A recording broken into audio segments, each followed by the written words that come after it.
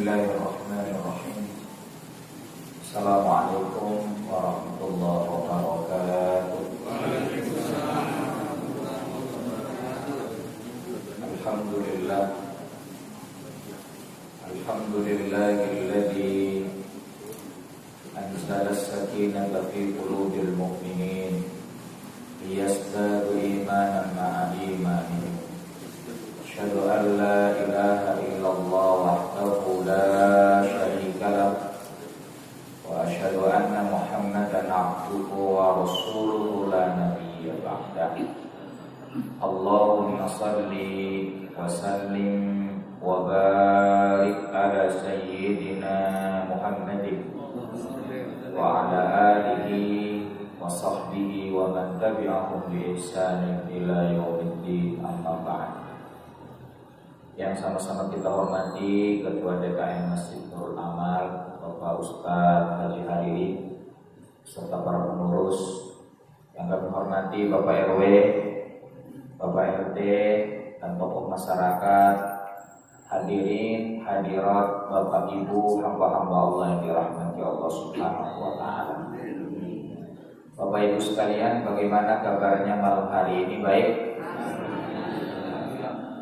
Mudah-mudahan yang hadir pada kesempatan ini Allah senantiasa menganugerahkan kepada kita semuanya keimanan yang kokoh, kesehatan yang paripurna, rezeki yang luas dan barokah, anak keturunan yang soleh dan solehah, dan jika ada yang punya hutang dan kreditan ditakdirkan lunas.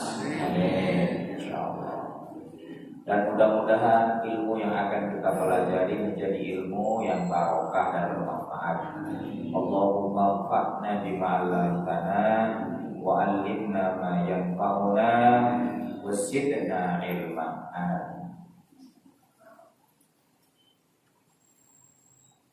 Hadirin, pada kesempatan malam hari ini kita membahas satu surat di mana surat itu memuliakan wanita. Masya Allah. Ada wanita di sini? Masya Allah. Ya hadirin, luar biasa. Kalau sebelumnya ya, saya coba review dari awal dulu. Kita ulang dari awal, merefresh ingatan kita, menyegarkan ingatan kita tentang kandungan Al-Quran dari surat Al-Fatihah. Surat Al-Fatihah itu kandungannya perasan dari seluruh kandungan Al-Quran. Ya, disingkat jadi apa Bapak Ibu? THC. T-nya apa? Tauhid. H-nya hukum. C-nya cerita atau kisah. Ya. Lalu kemudian masuk pada surat Al-Baqarah. Ya, kandungannya tentang apa? Kepemimpinan. Ya. Kepemimpinan yang diangkat oleh Allah dalam Quran surat Al-Baqarah ada 3. Singkatannya apa? Kepemimpinannya itu kan model manusia.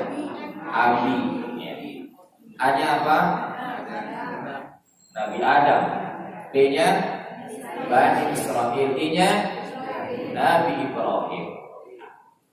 Tapi prototipe manusia, tipologi manusia itu ada 3, ya kan? Apa singkatannya Bapak Ibu? MKM, mukmin, kafir, dan munafik. Itu di awal surat Al-Baqarah. Hadirin, kepemimpinan Nabi Ibrahim alaihissalam sukses. Rumus sukses menjadi pemimpin apa? Masih ingat saya? Usis. Ya, ini antara usis dengan sosis kan mirip ya. Punya apa hadirin? Ujian. Hidup ini adalah ujian. Baik menyenangkan ataupun tidak menyenangkan, itu adalah ujian. Maka sesuatu yang menyenangkan bisa membuat kita sukses dan bisa membuat kita gagal, ya kan? Begitu pula sesuatu yang tidak menyenangkan, kesulitan hidup bisa membuat seseorang sukses dan bisa juga membuat seseorang gagal. Tergantung apanya, Bapak Ibu? Sikap. Ya. S-nya adalah sikap terbaik. Jika kita mensikapi seluruh kesulitan hidup dengan sikap terbaik, maka kesulitan hidup akan menjadi tangga-tangga bagi kita untuk mencapai puncak kesuksesan. Demikian pula jika kemelimpahan hidup, ya kan? Kita kaya, kita tampan, kita cantik, ya kan? Kita berpangkat, semuanya disikapi dengan sikap terbaik. Itu pun juga akan menjadi karpet merah menuju kemuliaan hidup, insyaallah. Jadi letak kesuksesan seseorang itu terletak di mana? Ini apa? Sikap terbaik. Si usis, I-nya, S-nya sukses. Nah, kira-kira begitu. Jadi rahim yang melahirkan kesuksesan atau tidak itu ada pada sikap, ya. Baik, itu surat Al-Baqarah. Selesai surat Al-Baqarah, dua surat berturut-turut berbicara tentang kemuliaan wanita. Setelah surat Al-Baqarah, surat apa Bapak Ibu? Ali Imran, keluarga Imran, ya kan?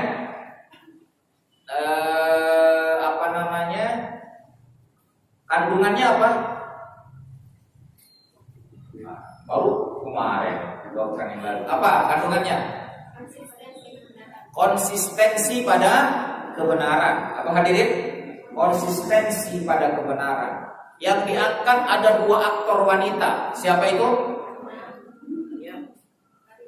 Hannah dan Maryam. Nah hadirin, singkatannya apa tentang wanita yang hebat itu? PHRK. P-nya apa hadirin? Pikirannya visioner, ya kan? Seorang wanita yang pikirannya jauh ke depan, Hannah. Hanya apa hadirin? Hatinya nyambung dengan Allah. Maka R-nya rahimnya melahirkan orang-orang mulia. Masya Allah. K-nya keberadaan wanita solehah itu menyenangkan. Masya Allah. Sampai kemudian Rasulullah bersabda begini hadirin. Ad-dunya mata wa khairu mata'iha al-mar'atus soleh. Dunia itu perhiasan, tapi seindah-indahnya perhiasan siapa Bapak Ibu?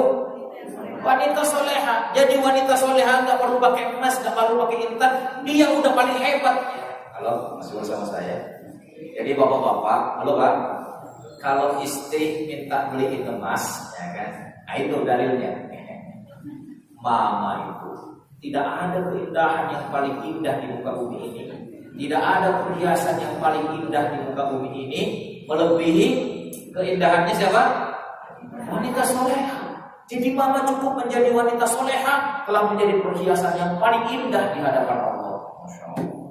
Halo, masih bersama saya? Nah, itu dalilnya bapak-bapak ya. Dalilnya ibu-ibu, betul, wanita soleha adalah perhiasan yang paling indah. Persis rumah yang indah akan semakin menarik kalau dihiasi dengan perhiasan yang bagus. Demikian pula saya.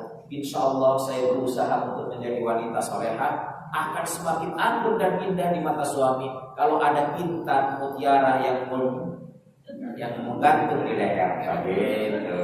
Halo, ibu-ibu masih bersama saya, Bu? Ya, itu kisah, ya. Nah, sekarang masuk sebentar sebelum masuk.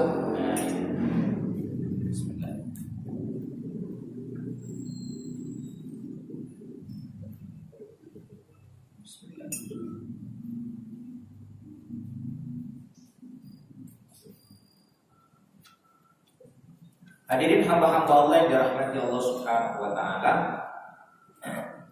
Surat An-Nisa itu, ya, itu juga berbicara tentang kemuliaan seorang wanita. Kandungan dari surat An-Nisa itu adalah, ya, kandungan secara keseluruhan, secara global adalah keadilan dan kasih sayang terhadap wanita dan orang yang lemah.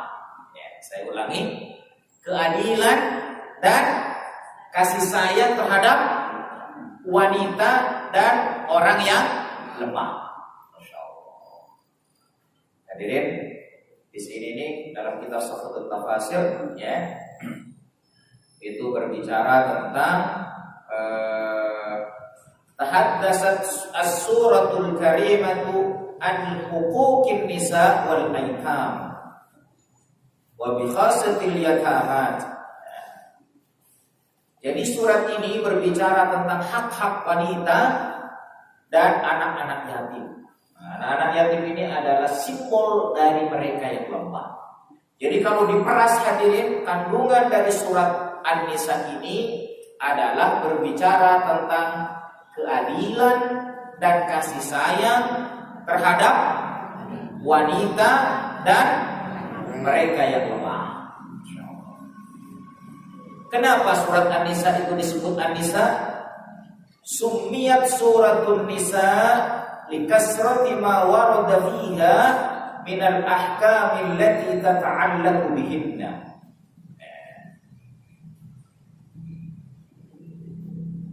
Bidarajatin lam tujad fi ghairiha minas suwar wa dhalika utliqa 'alaiha suratun Nisa al-Kubra. Masyaallah. Suratun Nisa as-Sughra allati urifat fil Quran bi suratit Talaq. Jadi hadirin, luar biasa ini tentang wanita.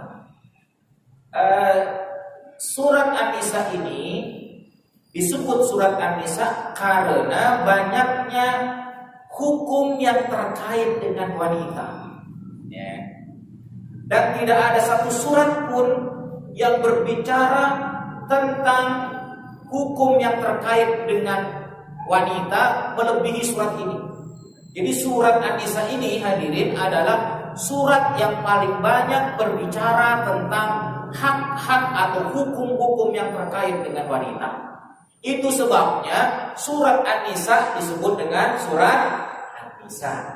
An-Nisa itu artinya perempuan-perempuan. Masya Allah. Halo Bapak Ibu, masih bersama saya? Mudah-mudahan yang serius rezekinya luas. Masya Allah. Ibu-ibu yang serius mudah-mudahan belajarnya ditambah. Ya. Dan hadirin, karena surat An-Nisa ini saking banyaknya berbicara tentang hukum yang terkait dengan wanita, maka surat An-Nisa disebut dengan Suratun Nisa'il Kubra. Surat An-Nisa yang paling besar. Sebab ada dua surat An-Nisa, Pak. Ya. Satu Suratun Nisa Al-Kubra, surat Nisa yang luas, yang besar, dan Suratun Nisa As-Sughra di sini. Surat Nisa yang kecil itu adalah surat At-Talaq. Surat apa hadirin? At-Talaq. Talaq itu berbicara tentang bagaimana kalaupun lelaki tidak suka pada wanita, ceraikan dengan cara yang ma'ruf. Nah, itu ada dalam surat At-Talaq. Jangan dia sakiti, jangan dia terlantarkan. Masya Allah. Begitu Allah memuliakan wanita. Halo Pak, masih bersama saya Pak? Jika Allah saja memuliakan makhluknya yang bernama wanita, bagaimana mungkin lelaki tidak memuliakan wanita? Masya Allah. Halo, Bapak-bapak, Pak, ya. Nabi Adam tinggal di surga, enak kan? Tapi dia gelisah. Karena apa? Gak ada apa? Gak ada wanita. Masya Allah. Halo Pak. Coba kalau bapak-bapak, ya kan, ditinggal istrinya jalan-jalan satu pekan, apa yang terjadi kan? Oh nyari lagi, aduh gawat. Halo, gimana Pak? Kelimpungan nggak? Kelimpungan. Tapi ibu-ibu ditinggal suaminya dinas sebulan, anteng nggak? Halo. Masya Allah. Jadi, Masya Allah. Nah ini menarik Pak. Menarik sekali tentang wanita ya. Ini baru pengantar ya, baru pengantar. Dan kemudian hadirin hamba-hamba Allah yang dirahmati Allah Subhanahu wa taala. Tahaddatsat suratul karimah an umuriha matin tata'allaqu bil mar'ah. Surat ini berbicara tentang perkara-perkara yang sangat penting yang terkait dengan wanita. Karena jika seorang wanita itu bagus, maka keluarganya pun juga akan bagus. Jika keluarganya bagus, maka mujtama, ini disebutkan al-usra wad daulah wal mujtama. maka masyarakat pun juga akan bagus. Dan jika sebuah masyarakat bagus, maka negara pun juga akan anteng insyaallah. Halo ibu-ibu, pada ibu-ibu lah kebaikan seluruh negeri ini tergantung. Saya akan kasih contoh dia nih Pak.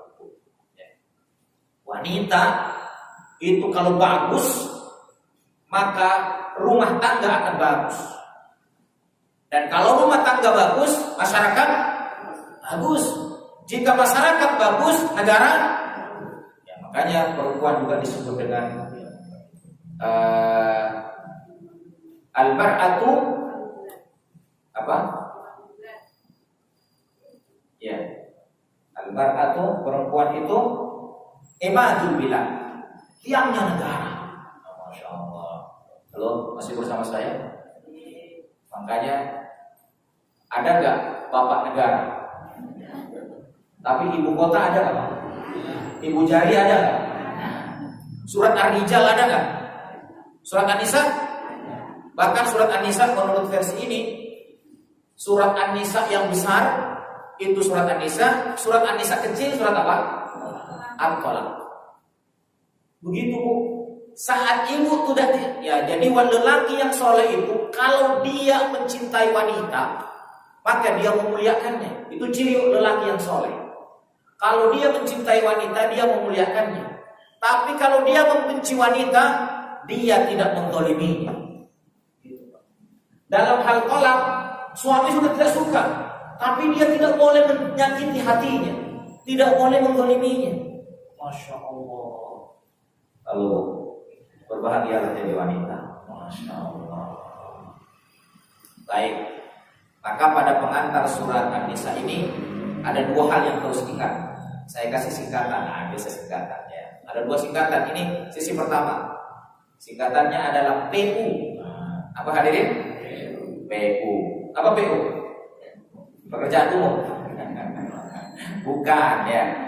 P-nya itu, jadi surat An-Nisa berbicara tentang pengetahuan dan pembelajaran tentang bagaimana memperlakukan wanita. Ya. Apa hadirin P-nya? Pengetahuan dan pembelajaran tentang bagaimana memperlakukan wanita. Hadirin, surat An-Nisa itu berbicara tentang itu. Ya. PU. P yang pertama tadi ya, pengetahuan atau pembelajaran tentang bagaimana semestinya seorang lelaki memperlakukan wanita. Saya kasih contoh ya. Wanita perlu bagus, biar suaminya nggak bagus, insya Allah anak-anaknya jadi bagus. Tapi kalau wanita rusak, sehebat apapun suaminya, maka keluarganya bisa jadi rusak. Saya kasih contoh. Dalam Al-Quran, dalam Quran surat At-Tahrim itu, di akhir surat itu berbicara tentang keluarga Nabi Nuh dan keluarga Nabi Lut. Terus keluarga siapa lagi? Fir'aun. Ya, keluarga siapa? Fir'aun. Ya. Nabi Nuh, halo. Nabi yang paling lama berdakwah 1000 tahun kurang 50 tahun. Berarti berapa? Usianya berapa tuh berarti? Ya 950 tahun. Bapak kalau usianya segitu bagaimana ya? Kira-kira di grup WA-nya tinggal sendiri kali ya. Ibu-ibu ya. Hadirin, dia disebut sebagai Syekhul Anbiya, bapaknya para nabi, ya. Bukan bapaknya para nabi, Syekhul Anbiya, kakeknya para nabi. Bukan berarti dia yang paling awal, enggak. Kalau bapaknya para nabi, ya, Nabi Adam disebut dengan Abul Bashar, bapaknya manusia. Tapi Nabi Nuh disebut Syekhul Anbiya, kakeknya para nabi, karena dia paling lama berdakwah. Nah, sementara bapaknya para nabi, Nabi Ibrahim, Abul Anbiya, karena sebagian besar dari 25 nabi dan rasul keturunan Nabi Ibrahim. Dan yang terakhir Nabi Muhammad adalah Nabi ya, penutup akhir zaman. Dia pun adalah keturunan Nabi Ibrahim. Hadirin hamba-hamba Allah yang dirahmati Allah Subhanahu wa taala. Kurang apa Nabi Nuh? Tapi istrinya kafir, ya. Enggak beriman kepada Allah, rusak. Anaknya jadi rusak. Siapa anaknya? Kurang rusak apa Fir'aun? Kurang kejam apa Fir'aun? Jangankan manusia, Allah saja dilawan, ya kan? Dia sampai mendeklarasikan dirinya, ana rabbukumul a'la. Aku ini adalah Tuhan kalian wahai manusia yang paling tinggi, ya kan? Tapi sebejat-bejatnya Fir'aun, dia punya istri soleha. Namanya siapa?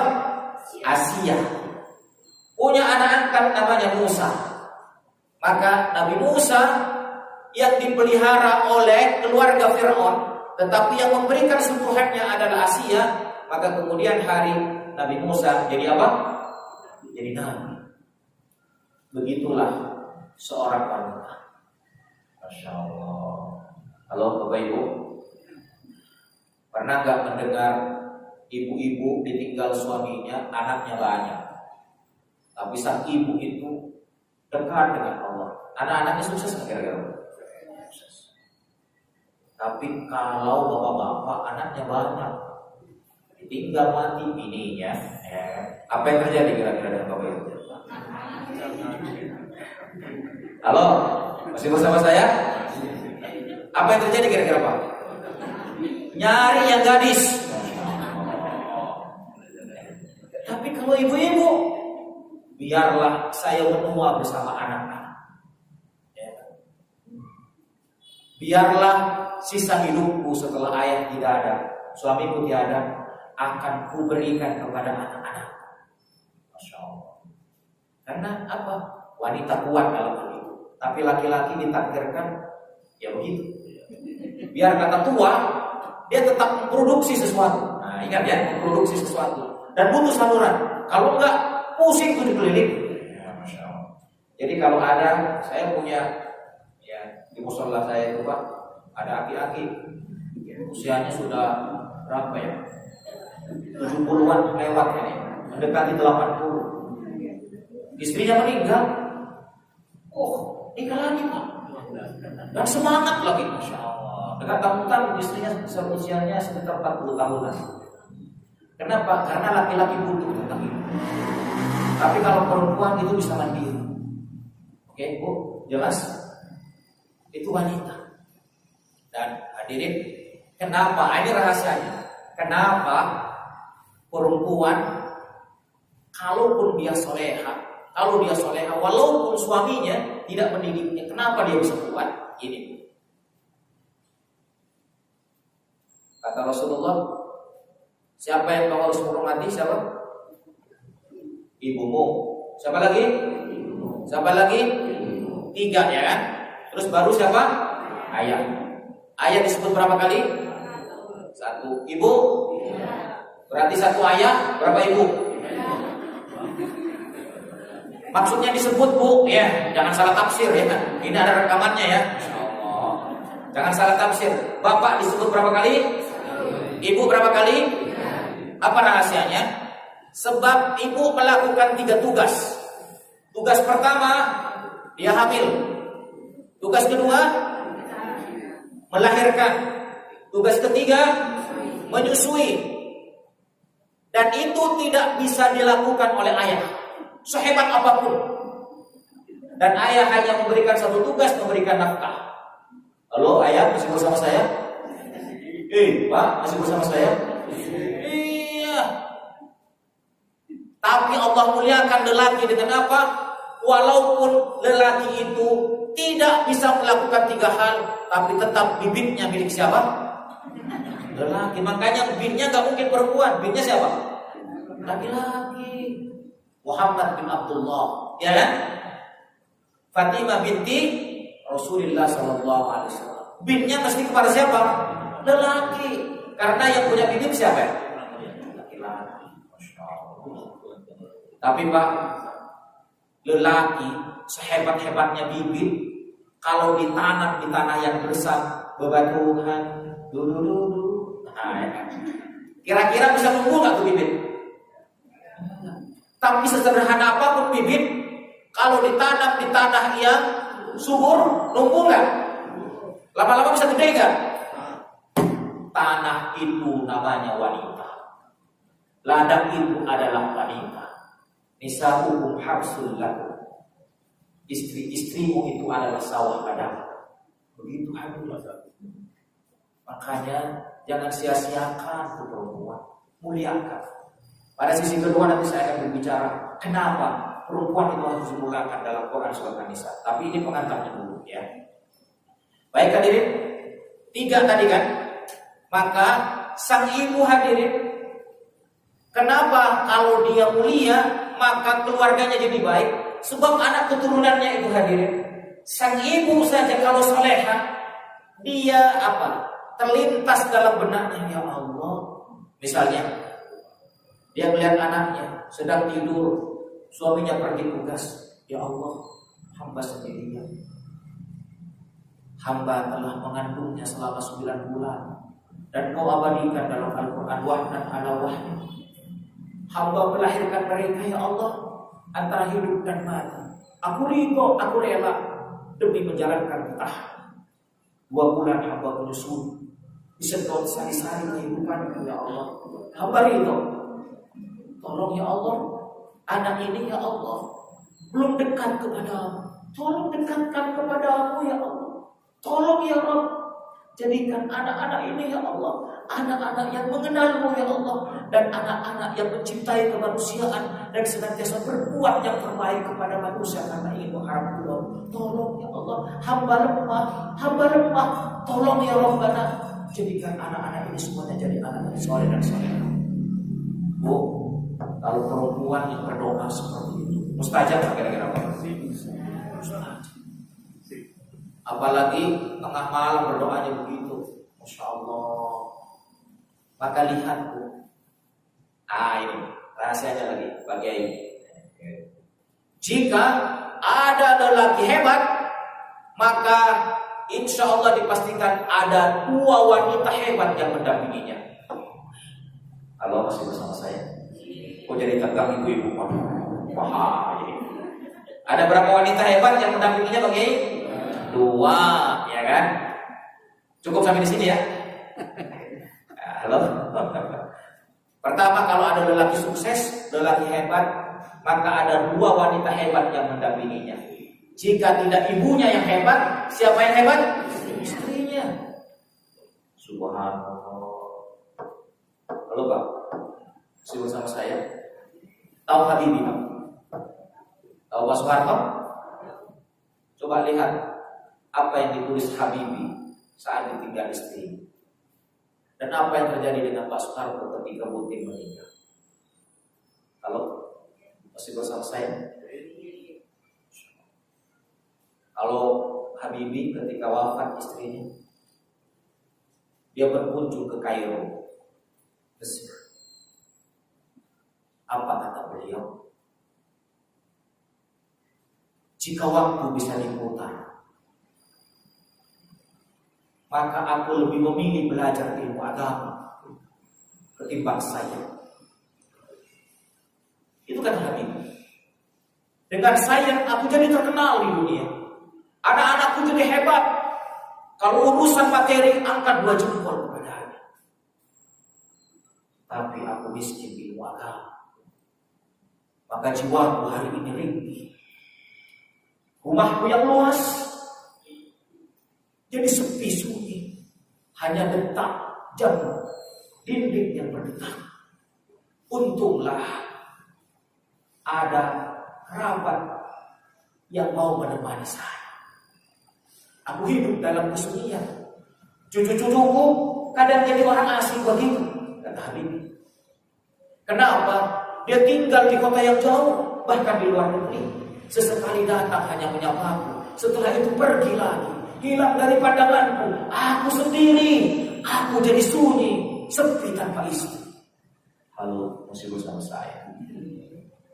Itu cerita seorang lelaki hebat yang menyejarah, yang mendunia. Disebut dengan Mr. K. Ya, Mr. apa Pak? Mr. K, ya kan? Karena dia menemukan teori rambatan apa namanya? pesawat terbang. Ya, jadi di sayapnya itu dulu seringkali terjadi retakan, ya.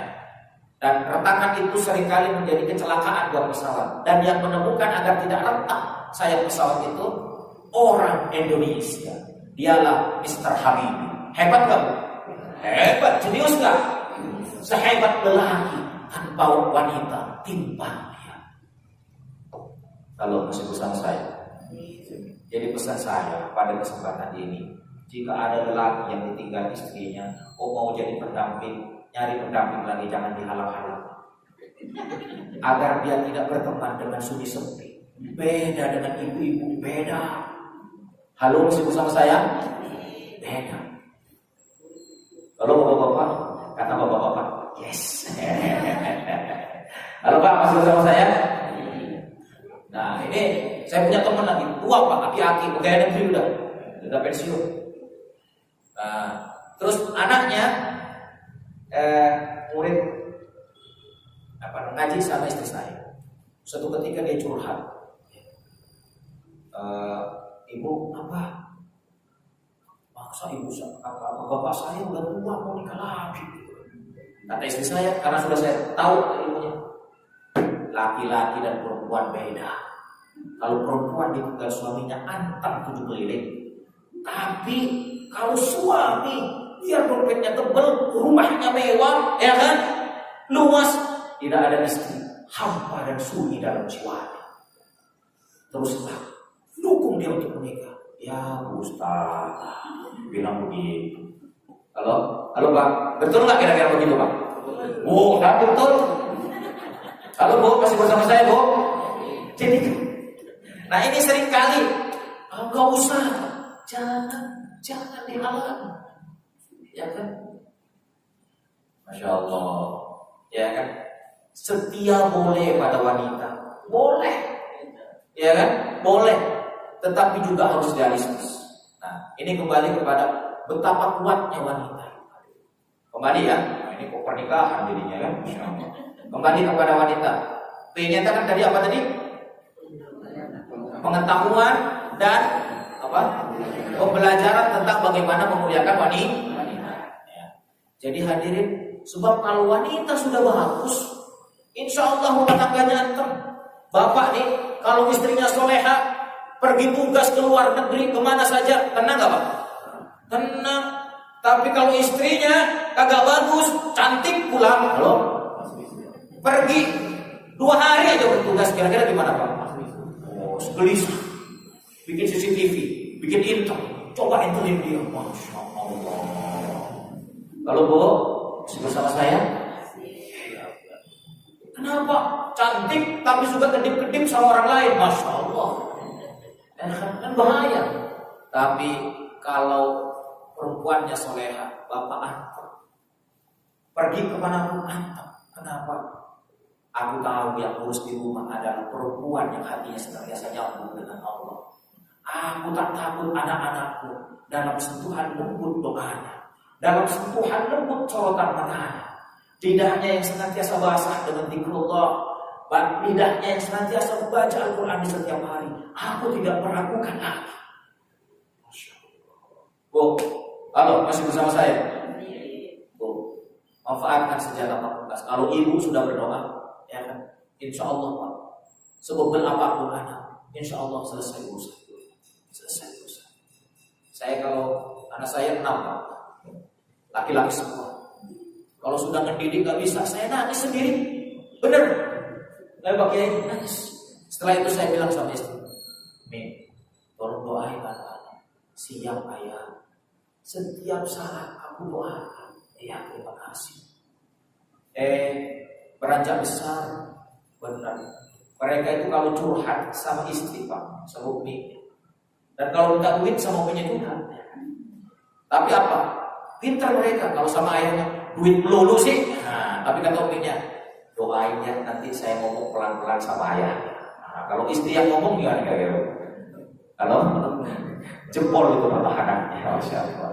Ayah dia jauh, ya, Masya Allah. Dan akhirnya apa dia? Jadi wanita itu pertimbangannya matang. Dan kalau dia sudah berdoa kepada Allah tembus. Makanya ibu kalau melihat anak atau apa yang menjengkelkan, tahan lisannya untuk berkata-kata yang jelek, jangan tahan. Dan kalau suaminya menyebelin, jangan berkata-kata yang jelek, tahan. Misalnya, pelit banget sih, jangan, itu doa. Bisa jadi suaminya pelit beneran. Mata keranjang, jangan. Bisa jadi itu doa dan dikabul oleh Allah. Jadi mata keranjang beneran. Bagaimana coba? Yang sakit siapa? Istrinya nih, ya kan? Kalaupun bapaknya seperti itu, Masya Allah, tetaplah ungkap yang baik-baik, walaupun di hatinya sebenarnya. Nah, ungkap yang baik-baik. Baik itu hadirin, P yang pertama, U-nya adalah, nah ini penting lagi, ukuran kebaikan seorang lelaki di masyarakat, ukuran kebaikan seorang lelaki di luar rumah ditentukan bagaimana ia memperlakukan istrinya. Halo Pak, masih bersama saya? Jadi kalau mau survei tentang lelaki soleh Pak, nggak usah jauh-jauh mensurvei orang, nggak usah datang ke Pak RW, Pak RW, Bapak ini bagus nggak? Nggak usah. Halo Pak RW, masih bersama saya? Apa yang ditanyakan? Pertama istrinya, yang kedua anak-anaknya. Yang bertanya-tanya ibunya, Bu, jujur ya Bu, Bapak itu lembut gak sama ibu? Tok. Dermawan gak? Tok. Toknya yang bener Bu? Iya. Kalau istrinya sudah bilang tok, insya Allah jaminan mutu di luar juga bagus. Tapi, ada tapinya. Bu, Bapak itu kan di luar lembut banget Bu sama orang. Sama ibu lembut, boro-boro kasar. Kalau pulang nggak dikasih air, bisa melayang ini, bisa melayang di gelas. Masa sih Bu? Iya, saya yang paling tahu. Ibu kan Bapak itu kalau di rumah suka traktir. Sama ibu bagaimana? Pelitnya minta ampun. Saking pelitnya saya curi uangnya. Kalau masih bersama saya? Nah Bu, ini senjata. Jadi suami yang pelit Bu ya, dia mestinya kasih belanja sehari misalnya 50.000 atau 100.000, kok sampai sepekan gak ngasih duit dan duitnya ada di dompet, ibu boleh mengambilnya. Itu ajaran Islam. Halo Pak, tapi di sini bapak-bapak dermawan, ya Masya Allah. Dari sorot matanya terlihat kebaikannya. Halo, masih bersama saya Bu? Jadi ukuran lelaki baik itu gak usah jauh-jauh, tanya bininya. Terus survei lagi, Bapak kalau marah gimana Bu? Oh, tangannya langsung pak-pak. Tangan lelaki yang suka menempelin istrinya, mohon maaf, kalau sudah terjadilah. Tapi selanjutnya jangan sampai tangan ini menampar wajah. Wajah itu adalah kemuliaan wanita. Halo, masih bersama saya? Bagaimana ditampar, setelah ditampar bilang, Mama I love you. Setelah dipukul, aku rindu padamu Pak ya. Halo, saya gak nyindir. Masya Allah. Halo Pak, masih bersama saya Pak? Mohon maaf, kalau parah separah apapun, dalam Al-Quran kalau pukul jangan di area wajah, di betis. Pukulan pun itu jangan seperti bapak pukul ini Pak. Jangan apa namanya yang berbuat kesalahan langsung dipukul. Ya, walaupun bisa salah, dipukul sedikit saja dan itu sudah sakit. Sakitnya bukan karena fisiknya, tapi sakit akan hatinya. Masya Allah. Halo Bu, masih bersama saya Bu? Jadi Pak, PU punya apa? Ukuran kebaikan siapa ya? Laki-laki ya, di luar rumah ditentukan dari istri. Apalagi begini Pak Kiai, di luar royal, apalagi sama janda muda ya kan? Sama istrinya pelit 7 keliling. Nah itu namanya ada udang di balik bakwan ya, Masya Allah. Ada maunya lelaki begitu ya, Masya Allah. Tapi insya Allah di sini nggak ada ya. Insya Allah lelaki soleh semuanya di sini. Jadi hadirin, itulah wanita sampai dijadikan ukuran oleh Allah.